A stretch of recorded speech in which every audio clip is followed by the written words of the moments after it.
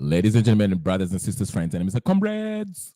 Ladies and gentlemen, brothers and sisters, friends, enemies, and comrades. It's Kenya Revolutionary. I just want to quickly talk about what's happening in Kenya, Kenyan politics, or should I say politics, and news surrounding that, okay? Anyway, very quickly, okay? You know the first order of the business. If you're watching this video, if you're going to watch this video on repeat later on because you couldn't make the live for whatever reason, your first order of business is like it. And if it's coming across your page, you just open YouTube and just kind of saw this face.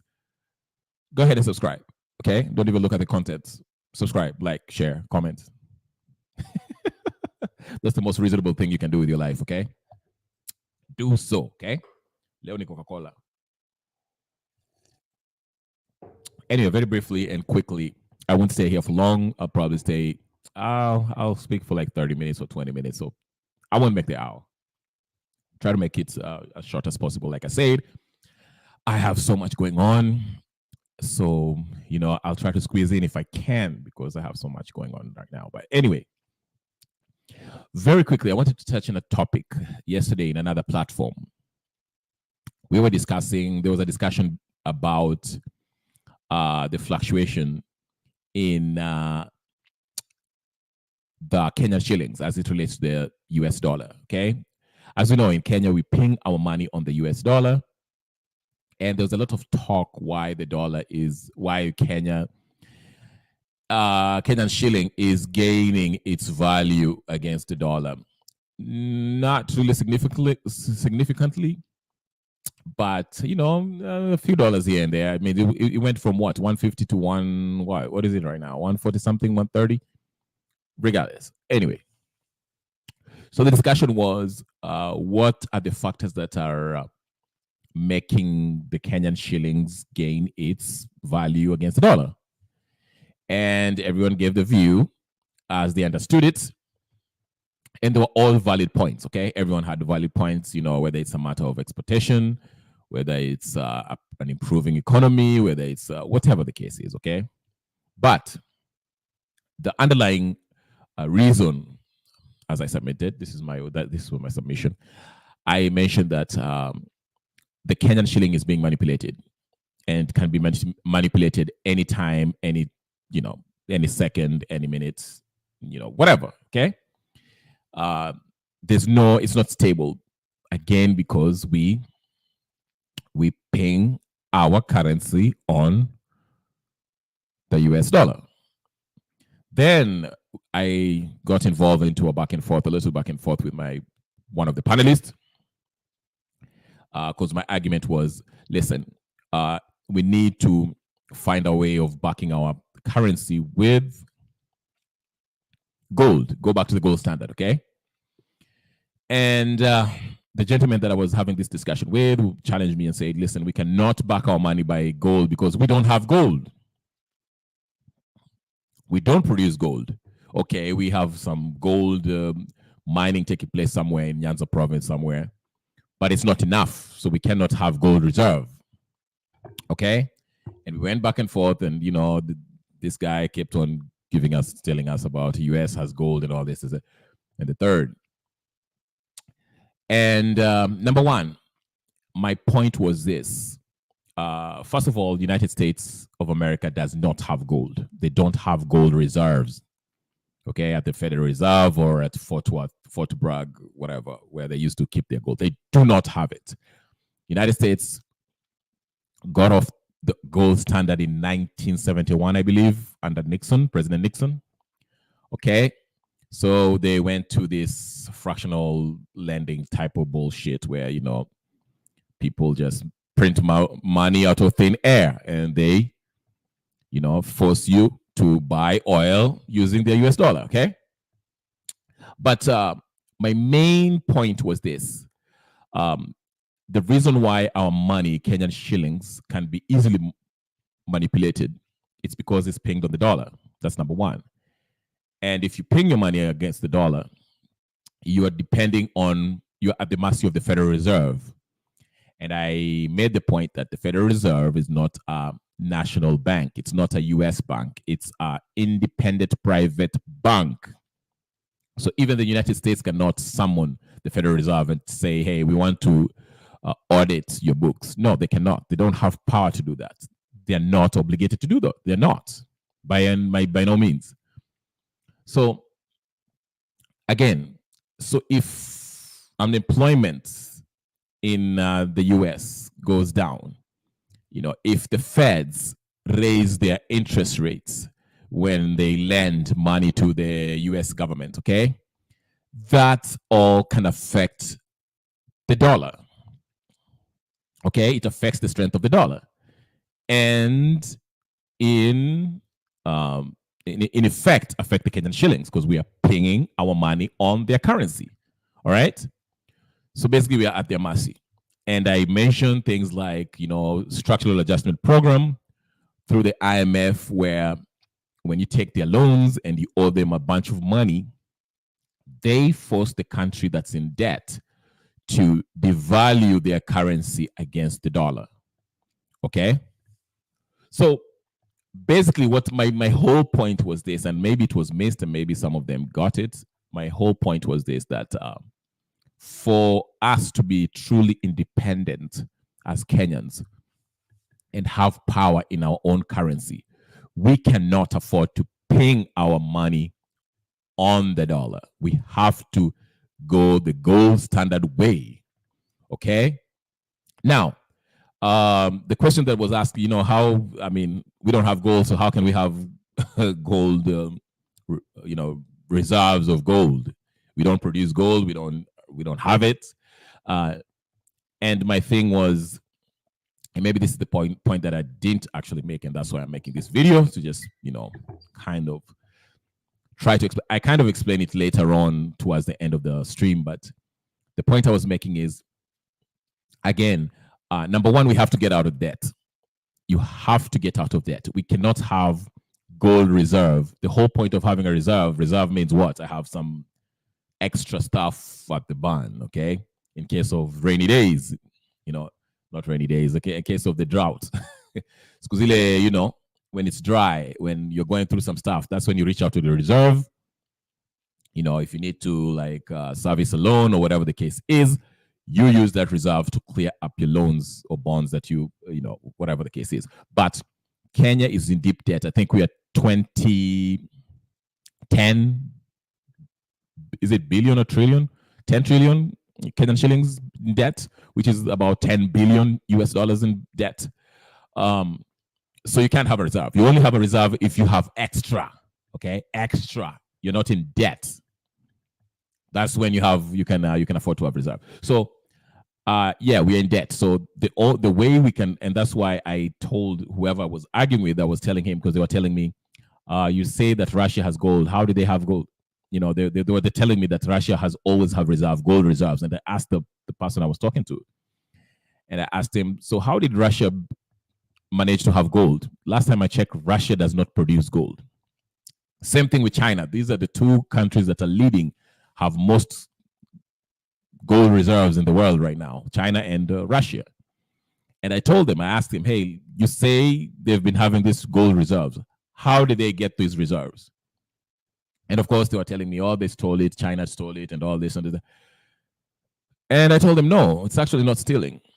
These guys went to Africa, and they did not start yesterday. China and Russia has been in Africa since the 70s and 60s, okay? And they used to go to these underdeveloped countries which are rich in minerals. And let's, for example, Congo, and they will tell Congolese, listen, we'll build your roads here, but in exchange, you're going to provide us with, some gold, okay, in exchange. Since you guys, your currency is weak and we don't want your currency. Or maybe they just tell you, hey, listen, if you allow us to mine gold from this section, whatever, and we'll just fly it back to China. So that's one of the ways which China did it. And if you look at Russia too, Russia has been doing business in Africa for a long time. There's a picture of Mnangagwa, the president of Zimbabwe, with Putin in the 1970s when Putin was working for KGB. and Machel and some other African leaders when he was training them in Tanganyika. So these guys have been doing business for a while. And those are the things that's how Russia made their, bought gold from them for cheap. Okay? They went to these countries and told them, listen, we are going to train you guys, but this is the exchange. Give us an X amount of gold, and they got it. Okay? There's also, but anyway, the basic argument is this. You don't have to be a gold producing country to be able to have gold, okay? You can trade, but you have to, number one, you have to improve your economy, okay? Which means the best way to improve your economy is to produce. Production has to go high. Produce to feed your own people, produce to export. Do business with other nations. Now you can do business with Uganda. Uganda is rich. They just discovered last year, 2 years ago, they just discovered like, I don't know how many metric tons of gold that were discovered. You can do business with Uganda, Congo, South Africa, whatever, okay? And in exchange, have this gold and nationalize them, make them the reserve. But you have to get off debt before you do that. You have to get off debt. You cannot have reserves while you only have reserves if you have no debt. But we cannot do that. Kenya, we cannot get off debt because it's by design. That's why this IMF, World Bank, all these Bretton Woods organizations, they loan you this money, and they know that the head honchos that lord over you, the presidents and his cabinets and the people who is who, the generals, they eat these loans. They spend it in order to keep the country in debt. This money is, they don't, I showed you, the book, where's the book? I don't know, I have it somewhere in my shelf. Confessions of an Economic Hitman, they explain this.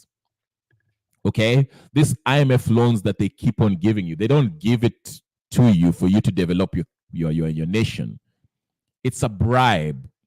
The USDA, not USDA, what's it? USAID. Okay, these are the ways in which they say in public that they are giving millions to help the country, but it's really not aid. It's the bribe they give to their minions to carry out their agenda. So, for example, the USAID and the IMF loans, the Eurobond that we just took. I can show you a clip of this guy was in Spice FM, and he was asking, why did the government, this Ruto government, why did they borrow 150 billion, I think, 58 or whatever something billion, Eurobond, to clear up the previous debt, okay, that was due, the previous Eurobond one, okay? They cleared up that, but he asked, why borrow to clear off the previous debt, but the new loan that you took up is of more higher interest rate than the previous one? See, you can restructure your debt. For example, for people always do this. Let's say you take a mortgage, okay? Your first mortgage, your loan is it has high interest rates, okay? Let's say I'm just using number, okay? The first one you took, your initial loan, you're paying your mortgage loan is, let's say, whatever, 9%. I'm just using a number, 9%, okay? And to you, you're uncomfortable with it because it's a little bit high. You're paying a lot every month. So after 2 years, you can go shop around and find another loan from another bank to cover that debt, to cover that initial loan. But the second loan comes with a lower interest rate, let's say for like 3% or 2%, which is manageable for you. It makes sense. But in the Kenyan's case is, we had the initial Eurobond. Then Ruto went ahead and took this 150 billion or whatever the case is, USD, I think. And this new loan has a higher interest rate than the previous one, okay? Which doesn't make sense, economic sense. I mean, you're supposed to, which explains why he's asking Kenyans to raise, is raising taxes on everybody. So, right. Thank you, Mary Wilborn. Don't forget to subscribe, like, share. Yes, you're right, Mary. He is.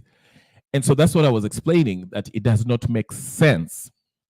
But again, if you read that book of Confessions of an Economic Hitman, these loans, these Eurobonds, this the loans you get from USA Aid, okay? This money is not meant to reach and help the Kenyan population. This money is used as a bribe to the top brass of the Kenyan political class. They bribe them because this money will go listen to Jimmy Wanjigi. Jimmy Wanjigi explains how the SGR money was actually misused, misappropriated.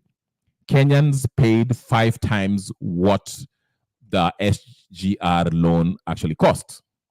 He said, we paid for it with our taxpayers' money, but the money we borrowed from China, that Chinese bank, did not even reach the consolidated fund, our Kenyan bank. It went straight to someone's bank somewhere. Okay? So that's an example. They borrow to spend it privately. These top brass people. This is the way this colonialist bribe the top brass of Kenyan population. It's not only Kenya. So most of these African nations, the ones that you see that are really poor, can't take care of their people, and are paying their money on the US dollar. That's how the US operates. They, pay these politicians, these colonial puppets, by giving them these loans. You ever wonder? That's why you see Wakina Murkomen and Oscar Sudi, they have reached, they're really, these guys have, within 1 month, you can see they have what? They have helicopters, they're wearing expensive watches and shoes, expensive cars, taking trips everywhere. Like, where do you think they get this money? It's the loans that they took. Can't you ask yourself why these guys are not even there for a year yet? Wameingia tu hivi and they have, jamaa amenunua nyumba huko. Even Olekina wrote that in his tweet. He say, if you know how many cabinet members in this administration that are buying houses in Dubai, you'll be surprised, But anyway, that's how these people do it. That's how this money is designed. And these people who are lending them this money, they know this. They know that it's going to be spent. But in return, what do they get in return? It's an investment. In return, they get to control every facet of the economy. And number one is you have to pay your currency on their currency so they can control you guys, to make sure you guys use the US dollar. And I explain how, US does not have any gold anymore. It's a whole sham, okay?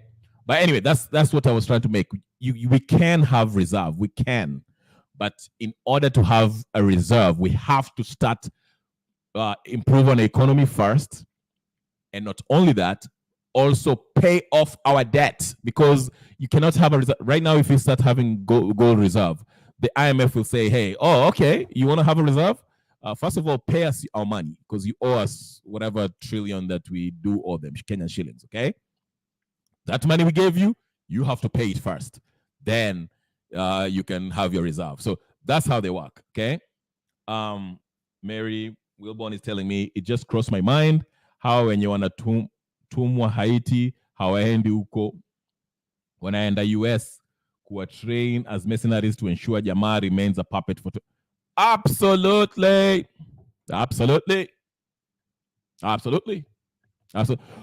This is what I was just telling when I was in that other whatever platform. Okay, why do we have so many mercenaries in Congo, in Africa in general, even Kenya? There's an American mercenary group called the Bancroft. Okay, it's the Wagner version of the US. Okay, so yeah, absolutely, Mary. Yes, these people will go up there, get trained, and come back, and they'll, take care of anyone who wants to remove Ruto. That's why this joke unasikia hapa ati Ruto should rule for another 25 years or 50 years.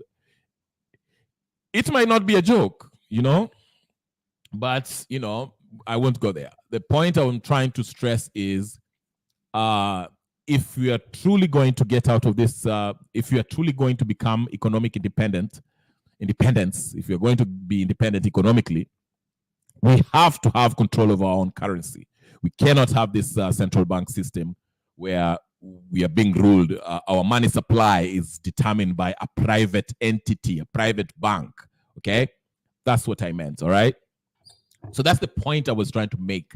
But again, in order to do that, there's so many things that we have to do.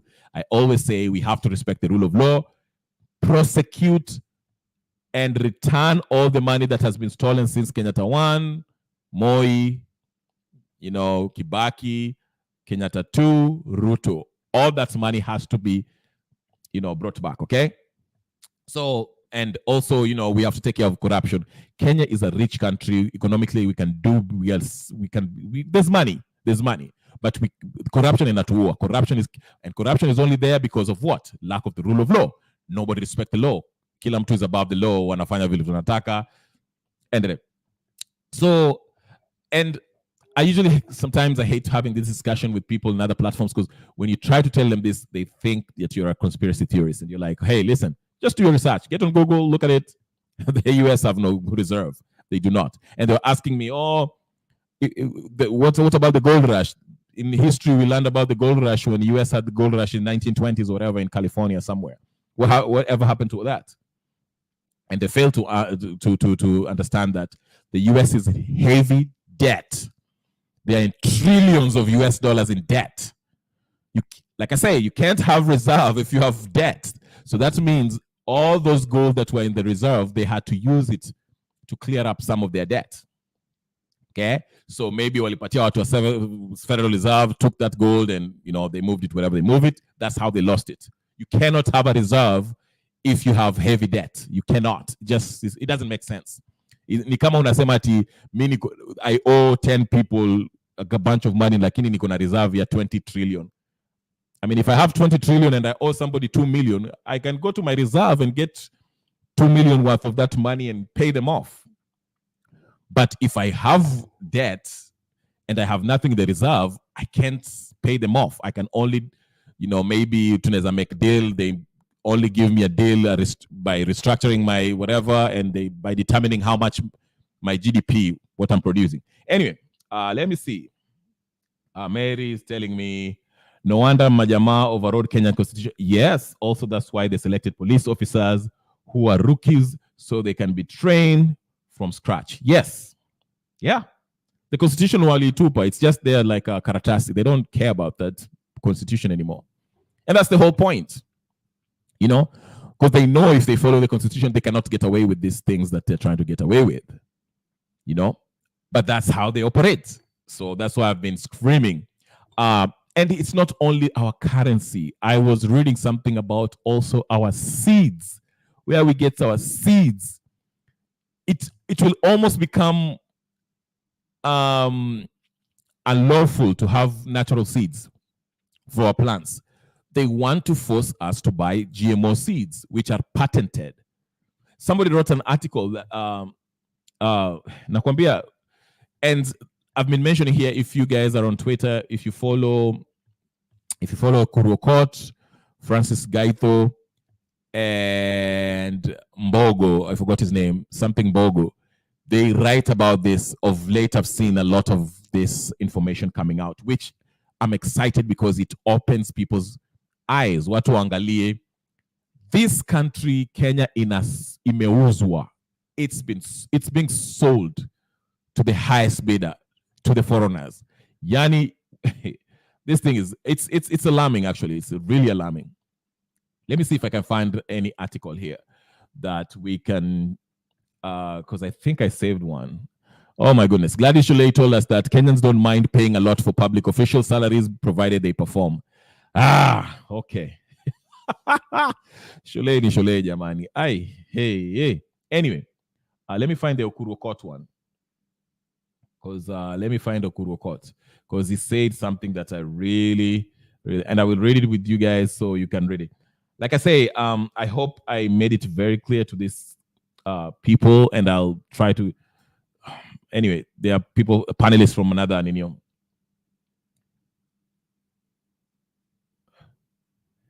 I'm not sure. I'm not sure about that. I'm not sure. I have to really look at that. I'm not sure, Mary. I'm not sure. Let me just say I don't know. I haven't. I don't know. I don't want to give you the wrong answer. I really don't know. So I have to be real with you, okay? Okay, so Ekuru Okot. Where is Ekuru Okot? Ekuru Okot. I can't even speak. Ekuru Okot. Yes, here it is. Where is it? Did you mention Predator? Hasdana? Yai. Where is it? Okay, let's start with Ferdinand Omondi. Let me share the screen real quick so I can read it. It is Tukohuku. Is it true, Mary? Oh, I didn't know that. Wow, okay. I'll look into it. I didn't know you can. Mary Wilborn ask, it's unlawful to collect rainwater in the US. Wow, I didn't know that. It is to go. Okay. I didn't know that. Wow, okay. Yeah. Yes, it is. They want. Okay. See, I didn't know that. Learn something. Thank you, Mary. Sikujua kabisa. Sikujua kabisa. Sikujua. The new I want to read for you. Ferdinand Tomoni asked to buy bottled water. Right. They want you to. The same thing with the seeds. They do not want you to have a natural seeds, God-given seeds. They want you to buy the GMO patented seeds because somebody owns it, okay? So here's what Ferdinand Omondi wrote. Let me just go ahead and so here's a gentleman called Ferdinand Omondi, aliandika kitu hapa, which is interesting. He wrote, Life update. I have formally joined Greenpeace Africa as communications and story manager for Anglophone Africa. Anglophone, the countries that are being ruled by the British. After 6 months of consulting, I am delighted to continue developing powerful narratives grounded in African consciousness for more sustainable planet. Okay, there's something he wrote about seeds. Sorry, that's not what I was trying to show. But anyway, Steve Mbogo wrote it. Mnaskia. So let me read it real quick from Steve Mbogo. This is what Steve Mbogo wrote. The New World Order agenda capitalizes on control of food production and population control. Open your eyes, Kenyans. The introduction of GMO seeds and the criminalization of indigenous is part of the bigger agenda of food production control. Remember that GMO seeds once planted can never be replanted after harvest. You will be forced to buy the GMO seeds from these globalist companies, Monsanto and everybody else. Remember? Yes.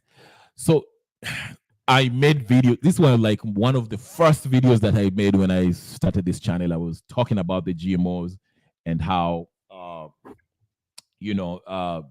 Kenya, when we unakumbuka the way we welcome Nani, what's his name, Bill Gates, and I was like, Bill Gates we shouldn't have Bill Gates in Africa. He should not. Bill Gates is a scam artist, the scam of the earth. Okay, and yeah, here it is. Nani ameandika hapo hivyo. What's his name? Kurokot wrote something about it. So anyway, you can go and read about that. There's also anyway, I just wanted to make it clear when it comes to our money, how we should get off the dollar. Many countries are dumping the US dollar because they know US dollar is worthless, it's weak, it's not backed by gold. And people want to go to the new BRICS currency that will be backed by gold. That's why you see Zimbabwe are also backing their money with gold. What want to talk from this fiat currency, all right? So that was the whole point. So in order for us to have money reserve, we have to clear out our debt. We have to stop depending on IMF and World Bank. We can fund our own development projects using our taxpayers' money. If Jimmy Wanjigi did his audit and determined that the money that we paid 5 times the amount of money that was supposed to be paid. So we could have funded the SGR 5 times over. You see, Tanzania have an electric, they're building the electric train. We can fund that with our taxpayers' money, okay? Instead of keep on borrowing this money after year after. I don't know how much money Ruto has borrowed already. And it's going to be us who are paying for it. And we are being asked to pay higher taxes every day. That's all I wanted to say about that. But anyway, what's other stuff that's making news? I really wanted to talk about that only as I quickly... Oh, Burkina Faso. Let's just read for Burkina Faso. This is really interesting. I like this Burkina Faso story. It's really, I like it.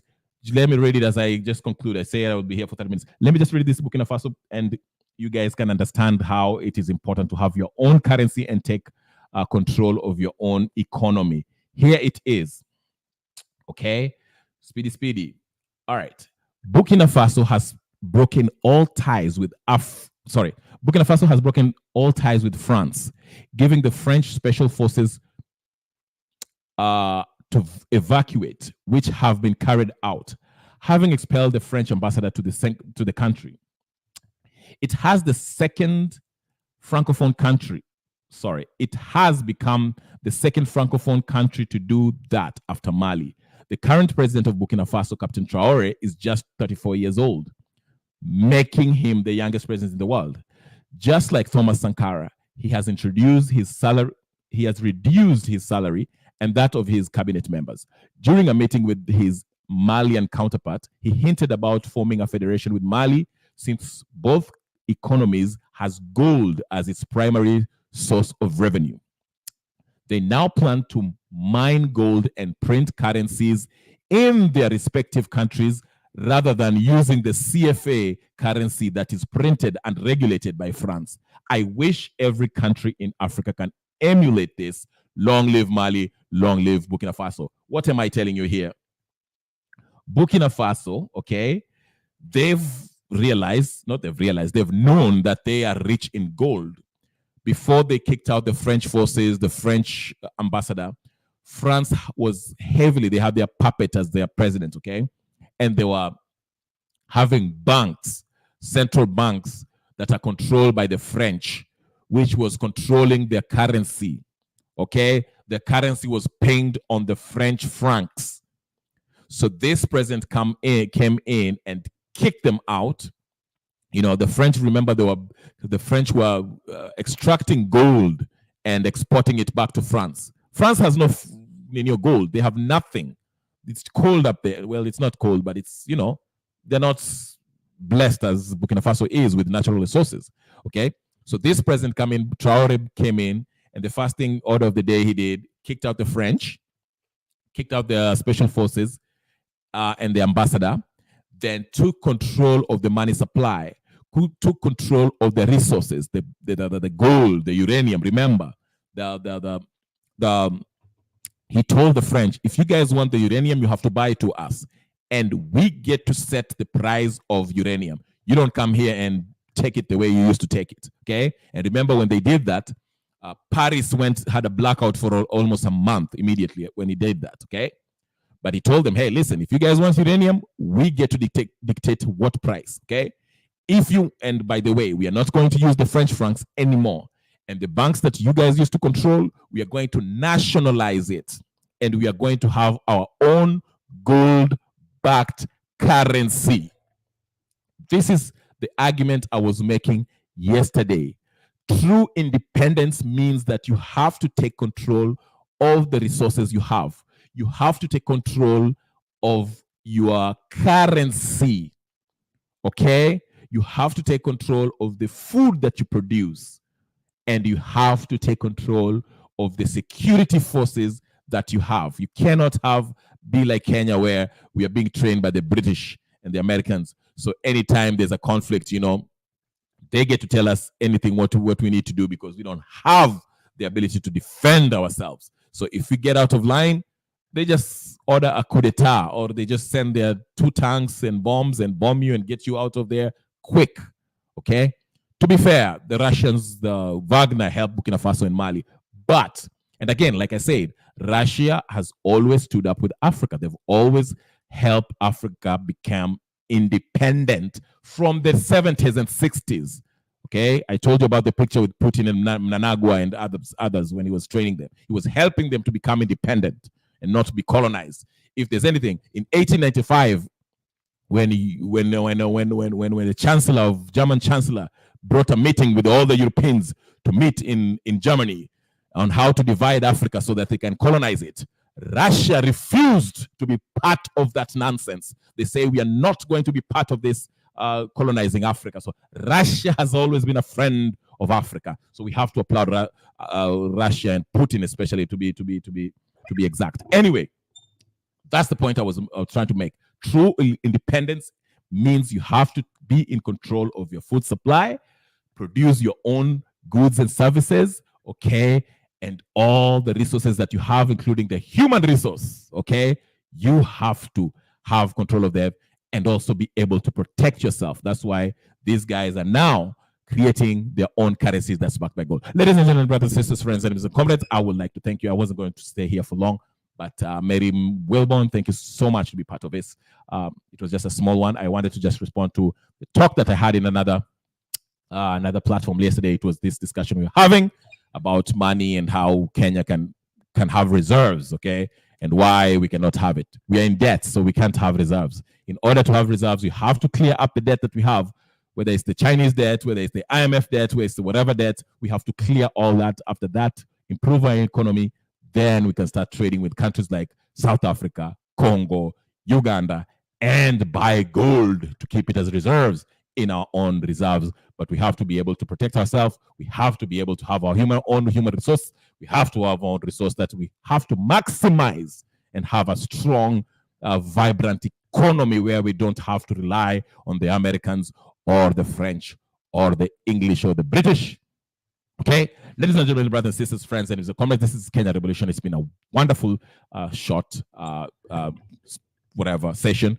Thank you so much. Subscribe, like, share, comment. Subscribe, share, like, comment. You know the deal, okay? Thank you so much. I'll see you guys later. Peace and blessings.